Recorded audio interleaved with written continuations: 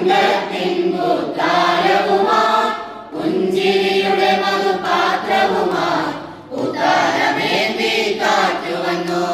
തിങ്കൾ കലയുടെ തേരിലിതാ തങ്കത്തിൻപുത്താരവുമായി പുഞ്ചിരിയുടെ മധുപാത്രവുമായി ഉത്താരമേന്തി കാറ്റുവന്നു.